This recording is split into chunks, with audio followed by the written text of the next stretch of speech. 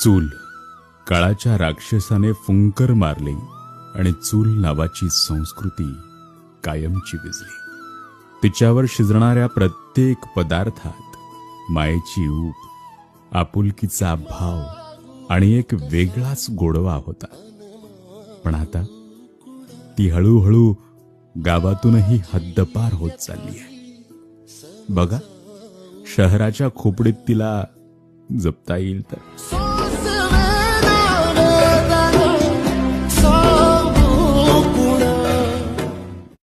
चूल काळाच्या राक्षसाने फुंकर मारली आणि चूल नावाची संस्कृती कायमची विझली. तिच्यावर शिजणाऱ्या प्रत्येक पदार्थात मायेची ऊब, आपुलकीचा भाव आणि एक वेगळाच गोडवा होता. पण आता ती हळूहळू गावातूनही